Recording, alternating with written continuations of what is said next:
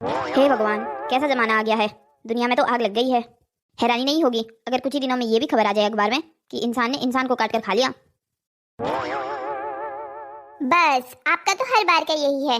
Sunday आते ही आप sofa और न्यूज़पेपर पकड़कर बैठ जाते हो। ऐसा नहीं कि एक दिन मिलता है छुट्टी का तो अपने बीवी को दे दूं वो दिन। अरे भाग्यवान, मेरा तो हर एक दिन ही तुम्हारा है। बस बातें करवा लो आपसे। अरे ऐसा भी क्या पढ़ रहे हैं आप उस अखबार में जो सामने देखकर बात भी नहीं कर रहे हैं मुझसे। अरे तुम्हें कुछ पता भी है दुनिया में क्या हो रहा है? ऐसा भी क्या हो रहा है दुनिया में? अरे फ्रंट पेज की न्यूज़ है। एक मुस्कान नाम की लड़की ने अपने ही पति को मार के ड्रम में भर दिया। अरे ये आप क्या कह रहे हैं? ऐसा कैसे हो सकता है? अरे तुम्हें मुझ पर विश्वास नहीं है? अगर मुझ पर विश्वास नहीं है तो खुद न्यूज़पेपर पढ़ लो। अरे पर ऐसा कैसे हो सकता है? कोई औरत भला अपने ही पति को क्यों मारेगी? अगर मार भी दिया तो फिर ड्रम में कैसे भर दिया? अरे भाग्यवान बड़ी चालाक औरत थी। लाश के टुकड़े टुकड़े कर सीमेंट से भर दिया ड्रम में। क्या? बाप रे बाप, कितनी भयंकर औरत थी। पक्का उसे अपना पति पसंद नहीं होगा। घर वालों ने जबरदस्ती पैसों के चक्कर में शादी करवा दी होगी लड़की की। अरे नहीं नहीं, कहानी में ट्विस्ट यही तो है। शादी अरेंज मैरिज नहीं बल्कि लव मैरिज थी। क्या? शादी लव मैरिज थी? फिर ऐसी क्या आन पड़ी जो उसने अपने ही पति को मार दिया? अरे यही तो बात है। उसका पति काम के चक्कर में बाहर चला गया था देश से और उसने यहाँ नया आशिक बना लिया था जिसके साथ मिलकर उसने ये काम किया है। बाप रे बाप, कैसी औरतें हो गई आजकल दुनिया में।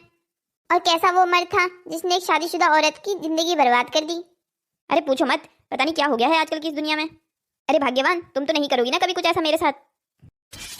आप भी ना कैसी बकवास बातें कर रहे हैं ये। भला मैं ऐसा क्यों करूंगी आपके साथ? अरे क्या पता, आखिरकार तुम भी तो एक औरत हो। अच्छा, इसका मतलब आप ये कह रहे हैं अब एक औरत ने ऐसा कर दिया तो दुनिया की सारी औरतें भी ऐसा ही करेगी।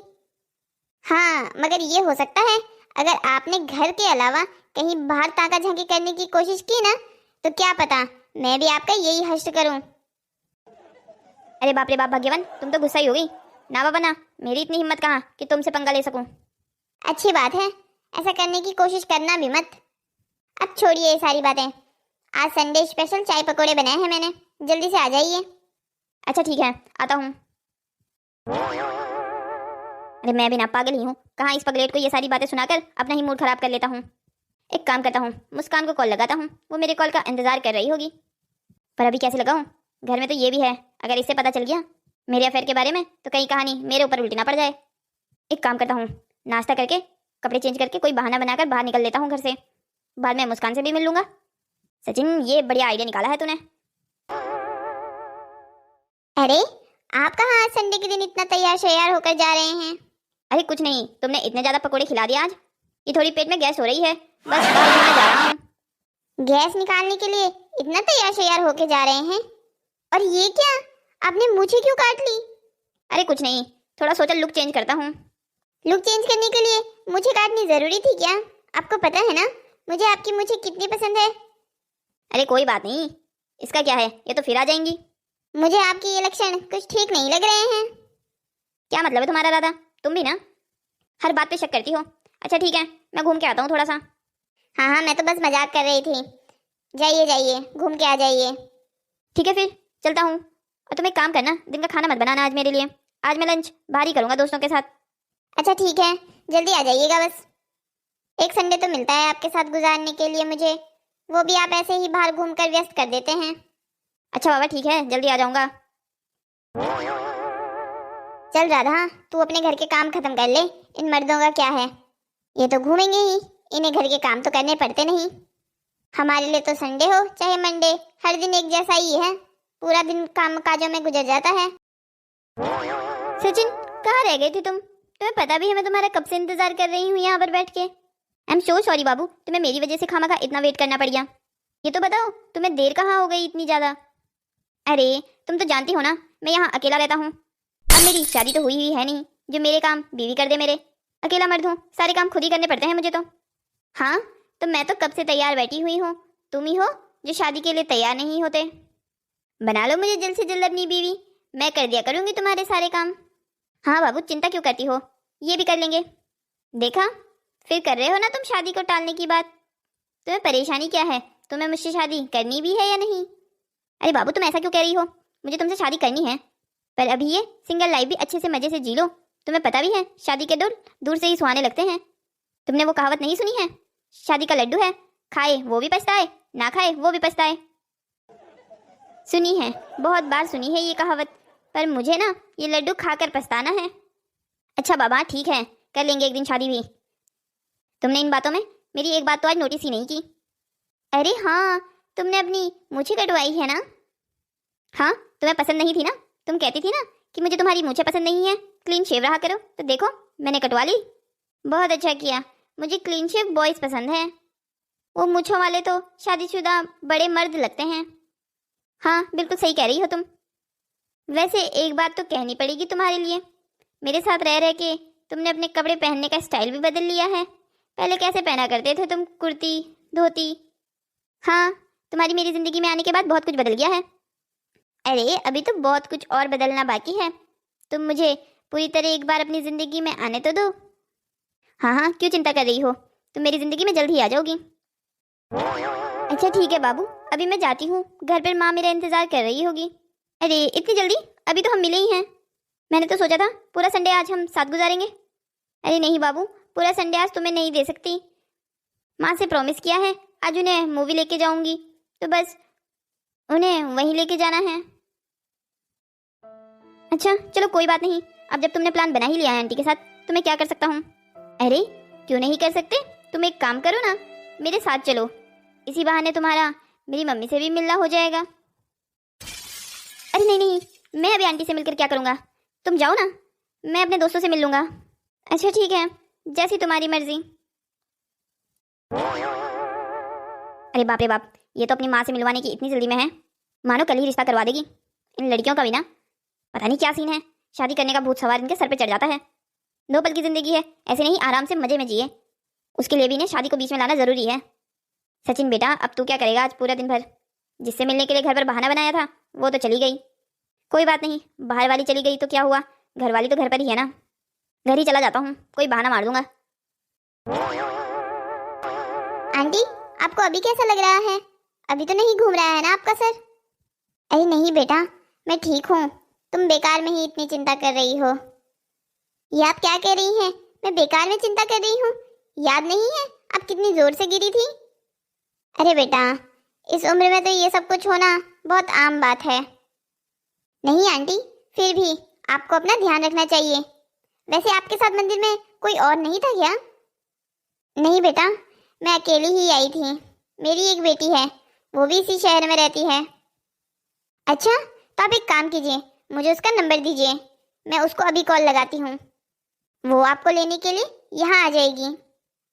अरे नहीं बेटा, इसकी कोई ज़रूरत नहीं है, अब मैं बिल्कुल ठीक हूँ, तुम चिंता मत करो, और मेरा घर यहाँ से बहुत नज़दीक है, मैं खुद ब खुद चली जाऊँगी।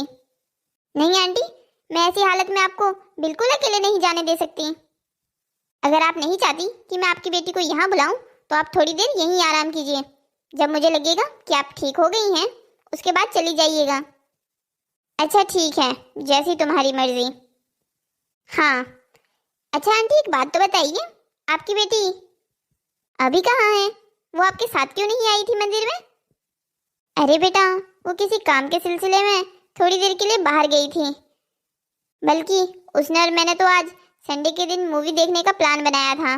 मैंने सोचा जब तक वो अपना काम खत्म करती है तब तक मैं अकेले ही मंदिर हो आती हूँ। वैसे बेटा, बातों बातों में मैं तुम्हारा धन्यवाद करना तो भूल ही गई। धन्यवाद कैसा आंटी? अरे धन्यवाद क्यों नहीं, आजकल के ज़माने में ऐसे लोग मिलते ही कहाँ हैं जो किसी अजनबी को ऐसी मुसीबत के समय अपने घर लेके आ जाए। आंटी आप मेरी माँ की उम्र की हैं, और भला मैं आपको ऐसी हालत में वहाँ अकेला कैसे छोड़ सकती थी? इंसानियत के नाते इंसान अगर एक दूसरे की मदद नहीं करेंगे तो कौन करेगा? आजकल की दुनिया में बेटा इंसानियत बची ही कहाँ है। तुमने वो केस नहीं सुना? कौन सा केस आंटी? अरे वही जो आज न्यूज़पेपर के फ्रंट पेज पे आया था। एक मुस्कान नाम की औरत ने अपने ही पति के टुकड़े टुकड़े करके ड्रम में भर दिया था। हाँ आंटी, वो तो मैंने भी सुना, सुबह ही मेरे पति मुझे सुना रहे थे। उनके मन में भी पूरा डर बैठ गया है उस केस की कहानी सुनकर। क्या करें आंटी, बड़ा बुरा ज़माना है आजकल का। हाँ बेटा, वही तो मैं कह रही थी, आजकल की इस क्रूर दुनिया में अच्छे लोग मिलते ही कहाँ हैं। वैसे बेटा, तुमने अभी कहा तुम्हारा पति, तुम्हारी शादी हो गई है? हाँ आंटी, मेरी शादी हो गई है। अच्छा, तो तुम्हारे पति तो आज घर पर ही होंगे, संडे जो है। मुझे नहीं मिलवाओगे अपने उस भाग्यशाली पति से? नहीं आंटी, वो बाहर गए हैं किसी काम से, बस थोड़ी देर में आते ही होंगे। वैसे आपने मेरे पति को भाग्यशाली क्यों कहा? आप उन्हें जानती हैं? नहीं बेटा, जानती तो नहीं हूँ, पर वो पति भाग्यशाली ही तो होगा जिसकी तुम जैसी प्यारी पत्नी हो। वो अगर यहाँ होते तो मैं आपको पक्का उनसे मिलवाती। कोई बात नहीं बेटा, क्या पता हमारा मिलना इन परिस्थितियों में ना लिखा हो। सब भगवान की मर्जी से होता है इस दुनिया में। लगता है आंटी भगवान चाहते थे कि आज आप मेरे पति से मिलो। अरे राधा, ये कौन है? अरे ये आंटी मुझे आज मंदिर में मिली थी, इनको चक्कर आ रहे थे तो मैं इनको घर लेके आ गई। अच्छा, चलो ठीक किया तुमने। आंटी यही है मेरे पति। अच्छा बेटा, बेटा बहुत भाग्यशाली हो तुम जो तुम्हें इतनी प्यारी पत्नी मिली है। जी आंटी। वैसे अब कैसी है आंटी आपकी तबीयत? ठीक है बेटा, मैं तो तेरी बीवी को कब से कह रही हूँ कि मेरी अब तबीयत ठीक हो गई है। मेरा घर यहाँ नज़दीक में ही है, मैं चली जाऊंगी अपने आप। नहीं आंटी, अभी थोड़ी देर और आराम कर लीजिए आप। नहीं बेटा, अब मैं ज़्यादा यहाँ नहीं रुक सकती। मेरी बेटी भी घर पर आ गई होगी, वो मुझे ढूंढ रही होगी। अगर मैं वहाँ नहीं गई तो वो परेशान हो जाएगी। अच्छा ठीक है, तो एक काम करती हूँ, मैं आपको छोड़ के आती हूँ। नहीं बेटा, तुम्हें मेरे साथ आने की कोई ज़रूरत नहीं है, मैं चली जाऊँगी, यहाँ से बहुत नज़दीक में है मेरा घर। अच्छा आंटी, फिर आइएगा। हाँ बेटा, ज़रूर आऊँगी। अब तो तू वैसे भी मुझे अपनी बेटी के जैसी ही लगने लग गई है। अच्छा ठीक है बेटा, मैं चलती हूँ। ठीक है आंटी, फिर आइएगा। ठीक है बेटा, ध्यान रखना अपना और अपनी बीवी का। इतनी प्यारी बीवी दी है भगवान ने तुम्हें पत्नी के रूप में, कभी इसको धोखा देने की मत सोचना बेटा, कभी इसका दिल मत दुखाना। जी आंटी। कौन थी ये औरत, फ्री में इतना ज्ञान देके चली गई? आप भी ना पता नहीं कैसी बातें करते हैं, बड़ों को कोई ऐसे कहता है क्या? बस बस, तुम और तुम्हारी ये भलाई करने की आदत, मैं तो परेशान हो गया हूँ तुमसे। किसी को भी तुम घर उठा कर लेके आ जाती हो। अच्छा ये सब छोड़िए, आप तो कह रहे थे आप लेट आओगे घर, पर आप तो इतने जल्दी वापस आ गए। हाँ, वो दोस्तों के साथ बाहर जाने का प्लान कैंसिल हो गया। क्यों, तुम्हें कोई परेशानी है मेरे घर जल्दी आने से? अरे नहीं नहीं, भला मुझे क्यों परेशानी होगी? माँ, कहाँ रह गई थी आप? मैं आपका कब से इंतजार कर रही हूँ। अरे क्या हुआ बेटा, इतनी परेशान क्यों है? अरे आपको घर पे नहीं देखा इसलिए परेशान हो गई। आप इस शहर में किसी को जानती भी नहीं हैं। तेरी माँ छोटी बच्ची थोड़ी है जो कहीं खो जाएगी। मैं बस मंदिर गई थी। मंदिर तो यही है, तो आपको मंदिर से आने में इतनी देर क्यों हो गई? बेटा वो क्या हुआ ना, मंदिर में मुझे अचानक से चक्कर आ गए। क्या चक्कर आ गए? पक्का आपने अपनी दवाई नहीं ली होगी। अरे बेटा परेशान मत हो, मैं अब बिल्कुल ठीक हूँ। भला हो उस औरत का जिसने मेरी मदद की। बल्कि मैं औरत भी क्या कह रही हूँ, तेरी ही उम्र की एक लड़की थी, बहुत प्यारी बच्ची थी। कौन थी माँ वो? पता नहीं बेटा, यही हमारे पड़ोस में ही रहती है, नज़दीक में ही है उसका घर भी। बहुत प्यारी बच्ची थी, मेरी तबीयत खराब देखकर अपने घर ले गई, मुझे पानी पिलाया, मेरी सेवा की। थोड़ी ही देर में उसने मुझे अपना बना लिया। तो आपने उसे अपने साथ क्यों नहीं लाया? अरे बेटा मैं उसको लेके आती, पर तब तक उसका पति आ गया था, तब मुझे ऐसे उसको लाना ठीक नहीं लगा। आप ठीक है ना? बस मेरे लिए तो यही काफ़ी है। भला करे भगवान उस औरत का। हाँ बेटा, भला तो करे, बहुत प्यारी बच्ची थी, पर मुझे उसका पति कुछ ठीक नहीं लगा। अरे माँ छोड़ो ना, अब आप किसी और के घर की पंचायत हाटने मत बैठ जाना। हाँ हाँ ठीक है, कुछ नहीं कह रही मैं, तुझे तो तुरंत मेरी बातें नाक चढ़ जाती है। अच्छा तू तो बता, तेरा काम हो गया जिस काम से तू बाहर गई थी? हाँ माँ, मेरा काम हो गया। वैसे माँ, मुझे आपसे एक बात करनी थी। पहले आइए, आप बैठ जाइए। क्या बात है बेटा, क्या बात करनी थी? ऐसे नहीं, पहले आप बैठ जाइए ना, फिर बताऊंगी। अच्छा बाबा ठीक है, बैठ जाती हूँ। ले, अब तो बैठ भी गई, अब बता क्या हुआ है? माँ, वो मुझे एक लड़का पसंद है, मैं उससे शादी करना चाहती हूँ। अच्छा, कौन है वो लड़का? क्या मैं उसे जानती हूँ? नहीं माँ, आप उसे नहीं जानती हैं, पर आप चिंता मत कीजिए, मैं जल्द ही आपको उससे मिलवाऊंगी। अच्छा, तो बात मिलने और मिलाने तक पहुँच गई है। मेरी बेटी इतनी बड़ी हो गई है कि वो अब अपनी शादी के बाद खुद अपनी माँ से करेगी। अरे माँ, आजकल के ज़माने ऐसा ही होता है, लड़के लड़कियाँ खुद एक दूसरे को ढूंढ लेते हैं अपने लिए। अच्छा ये सब छोड़िए, मैं आपको उसकी फ़ोटो दिखाती हूँ। हाँ हाँ, ज़रूर दिखा, मैं भी तो देखूं कैसी है मेरी बेटी की पसंद। किसे बनाना चाहती हो मेरा होने वाला दामाद? हाँ माँ, अभी दिखाती हूँ। ये देखिए माँ, ये है आपका होने वाला दामाद। क्या? ये लड़का मेरा दामाद कभी नहीं बन सकता। क्यों, क्या हुआ माँ? आप ऐसे क्यों कह रही हैं? ये आपका दामाद क्यों नहीं बन सकता? अरे पागल लड़की, जिसे तू मेरा दामाद बनाने के चक्कर में है, वो पहले से ही किसी का दामाद और किसी का सुहाग है। माँ भी क्या कह रही हैं? लगता है आपको कोई गलतफहमी हुई है। गलतफहमी मुझे नहीं, तुझे है। माँ आप क्या कहना चाहती हैं? प्लीज़ मुझे साफ साफ बताइए। बेटा, मेरी कोई मंशा नहीं है तेरा मन दुखाने का, पर जिस लड़के को तू अपना सुहाग बनाना चाह रही है, वो पहले से ही किसी का सुहाग है। ये लड़का शादीशुदा है। नहीं माँ, ये लड़का शादीशुदा नहीं हो सकता, हम 1.5 साल से एक दूसरे को जानते हैं। ओह, तो इसका मतलब ये है कि तुझे इस लड़के ने 1.5 साल से अंधेरे में रखा है।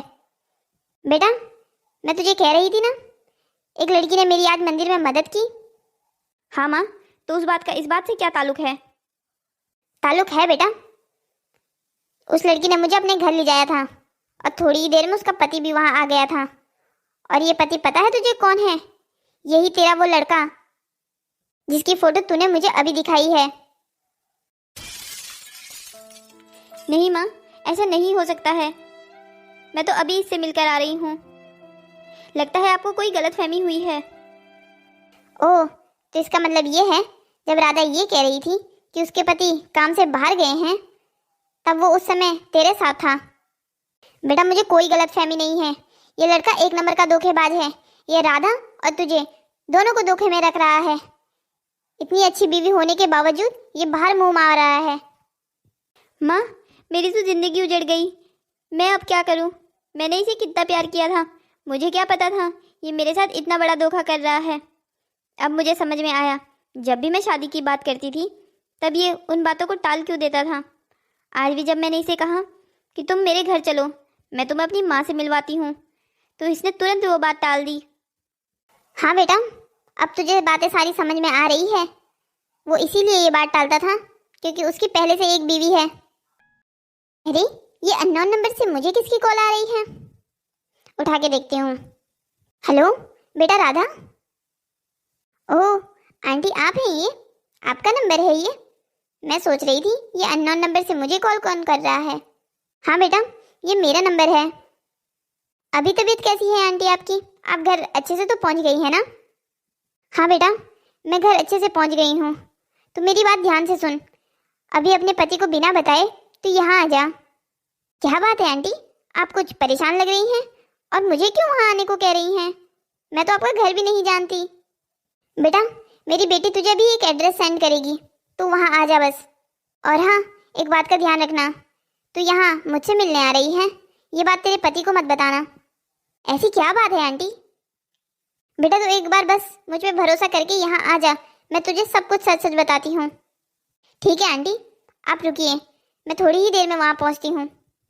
ऐसी भी क्या बात हो गई है जो आंटी मुझे इतनी हबड़ा दबड़ी में वहाँ बुला रही है? चलो, अब ये तो वहाँ जाकर ही पता चलेगा। क्या हुआ आंटी, आपने मुझे इतनी जल्दबाजी में यहाँ क्यों बुलाया? बस बेटा, क्या कहूँ, ये समझ, आज भगवान ने तेरा और मेरा मिलना तय किया था पहले से ही। क्या बात है आंटी, आप कुछ परेशान लग रही हैं? बेटा, बात ही कुछ ऐसी है। क्या बात है आंटी, आप मुझे बता सकती हैं? क्या पता मैं आपकी कोई मदद कर सकूं। बेटा, ये मेरी बेटी मुस्कान है। आज मुझे इस लड़की ने एक लड़के की फ़ोटो दिखाई।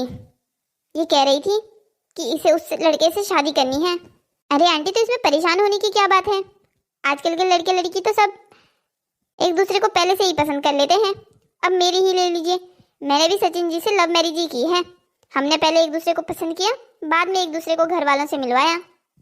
बेटा तू पूरी बात नहीं जानती, इसलिए ये सब कुछ कह रही है।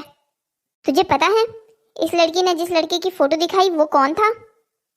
कौन था आंटी? कोई खराब लड़का था क्या? हाँ बेटा, बहुत खराब लड़का था। अच्छा, क्या आंटी आप उसे पहले से जानती थी? नहीं बेटा, पहले से तो नहीं जानती थी, पर आज ही उससे पहली बार मिली थी। आज ही मिली थी? पर आपने तो फोटो देखी थी ना उसकी?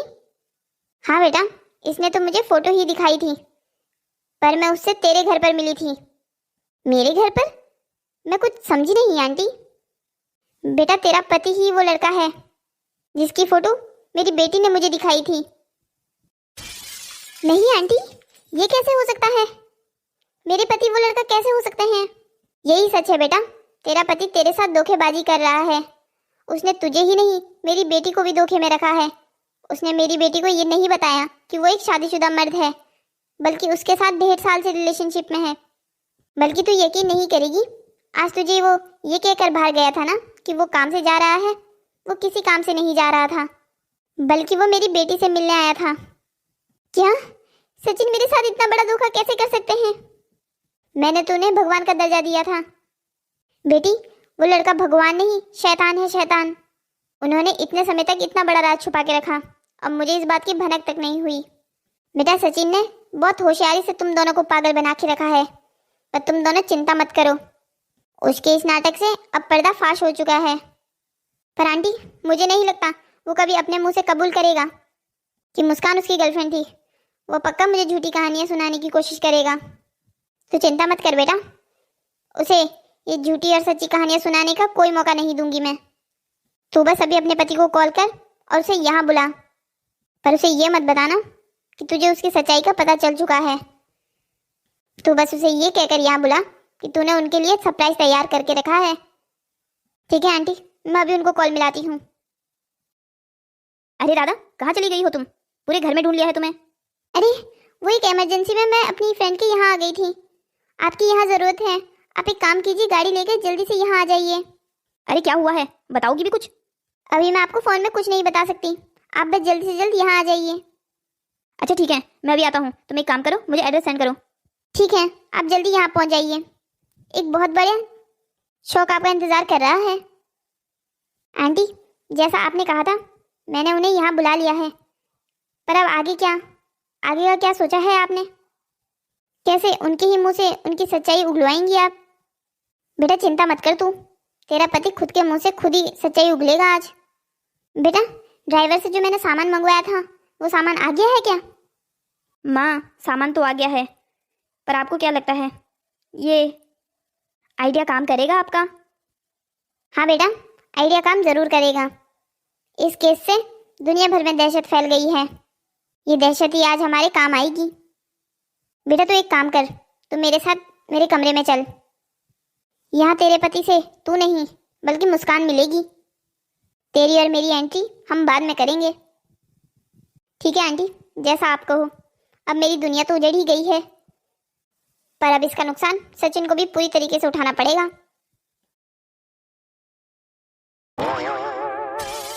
अरे बाबू, व्हाट अ सरप्राइज! तुम यहाँ मेरे घर में क्या कर रहे हो?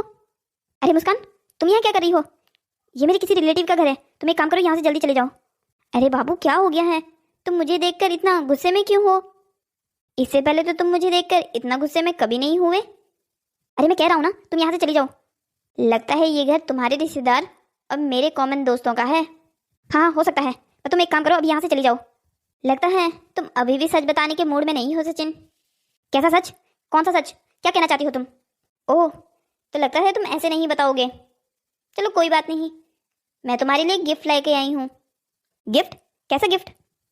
ये वाला गिफ्ट, ये नीला ड्रम और 2 बैग सीमेंट के। ये कैसा भद्दा मजाक है सचिन? तुम इसे भद्दा मजाक कैसे कह सकते हो? तुम्हें पता भी है कितनी मेहनत लगी है तुम्हारे लिए स्पेशल गिफ्ट मंगवाने में। आजकल ये नीला ड्रम और 2 पैकेट सीमेंट मिल भी नहीं रही है मार्केट में। तुम्हें पता भी है कितनी डिमांड है इसकी मार्केट में, और तुम मेरे गिफ्ट को भद्दा कह रहे हो। बिल्कुल कद्र नहीं है तुम्हें मेरे प्यार की। मुस्कान, लगता है तुम पागल हो गई हो। हाँ बाबू, बिल्कुल ठीक कह रहे हो तुम, पागल हो गई हूँ मैं तुम्हारे प्यार में। मैं चाहती हूँ तुम हमेशा मेरे पास रहो, पर ये तो ऐसे मुमकिन नहीं होगा ना। तुम्हें काम भी होता है, अपने घर जाना भी होता है, अकेले मर्द हो ना अपने घर में, सफाई भी करनी होती है, खाना भी बनाना होता है। तो मैंने एक आइडिया सोचा है, मैं तुम्हारे इस तलवार से टुकड़े टुकड़े करके इस ड्रम में सीमेंट से पैक कर देती हूँ और उसके ऊपर एक पौधा भी लगा देती हूँ। इससे क्या है ना बाबू, तुम हमेशा मेरे पास रहोगे और देखो तुम्हें काम करने की भी कोई टेंशन नहीं है। मुस्कान, तुम्हारा दिमाग खराब तो नहीं हो गया है? नहीं बाबू, अभी दिमाग खराब हुआ कहाँ है, अभी तो होना बाकी है। चलो चलो, मुझे बहुत काम है, अभी तुम्हारे बहुत सारे टुकड़े जो बनाने हैं मुझे। मुस्कान, मुझे माफ़ कर दो प्लीज़, मेरी जान बख्श दो, मेरी एक बीवी है। चलो, आखिरकार तुमने अपने मुंह से सच उगली दिया। मुझे पहले से ही पता था कि तुम्हारी एक बीवी है और तुमने मेरे साथ खिलवाड़ किया है। तुमने मुझे 1.5 साल तक अंधेरे में रखा। राधा, तुम यहाँ क्या कर रही हो? सचिन, मैं तुम्हारी सच्चाई के बारे में जान चुकी हूँ। मुझे अच्छे से पता है कि तुम मेरे पीठ पीछे क्या कर रहे थे। इसका मतलब ये है इस खेल में तुम भी शामिल थी? तुम्हें ये खेल लगा, और वो कुछ नहीं जो तुमने हम दोनों की जिंदगी के साथ किया है। मैं सोच भी नहीं सकती, जिस पति को मैं अपना भगवान बना के बैठी थी, वो एक भगवान नहीं शैतान है। राधा, तुम मुझे माफ़ कर दो प्लीज़, मैं आगे से ऐसी कोई गलती नहीं करूँगा।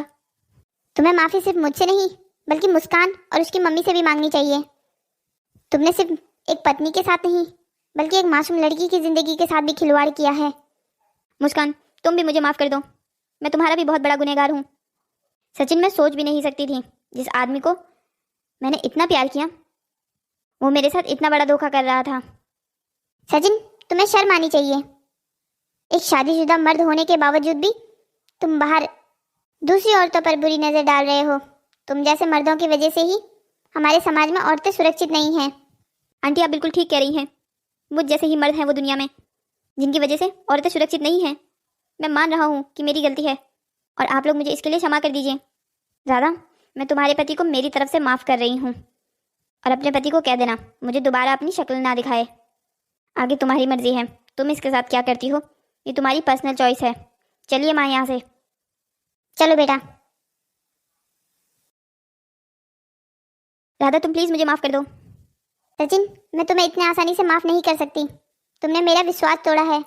इंसान जब एक बार विश्वास खो देता है तो बहुत मुश्किल हो जाता है उसी इंसान पे दोबारा विश्वास करना। राधा, तुम बताओ मैं तुम्हारी माफ़ी पाने के लिए क्या करूं? सचिन, मुझे कुछ समय दे दो। मैं कुछ समय अकेले रहना चाहती हूँ। मैं ये फैसला सोच समझ कर करना चाहती हूँ। कैसा फैसला राधा? यही कि मुझे आगे की ज़िंदगी तुम्हारे साथ बितानी है या नहीं। राधा, तुम ये क्या कह रही हो? देखो, मैं तुम्हें मनाने के लिए कुछ भी कर सकता हूँ, पर प्लीज़ तुम मुझे छोड़कर मत जाना। तुम मुझे माफ़ कर दो राधा। अभी कुछ नहीं कह सकती सचिन, मैं तुम्हें माफ़ कर भी सकूंगी या नहीं। हेलो दोस्तों, तो कैसी लगी आपको हमारी ये कहानी? ऐसी ही और मज़ेदार कहानियों को देखने के लिए हमारे चैनल को सब्सक्राइब करें, शेयर करें और हाँ, कमेंट करना मत भूलिएगा। आपके प्यारे प्यारे कमेंट्स हम रोज़ पढ़ते हैं। और अगर आपके दिमाग में कहानी को लेकर कोई टॉपिक है तो हमें कमेंट में ज़रूर लिखिएगा, हम आपके दिए हुए टॉपिक पर ज़रूर कहानी बनाएंगे। चलिए तो फिर मिलते हैं आपसे अगली कहानी में, तब तक के लिए बाय बाय।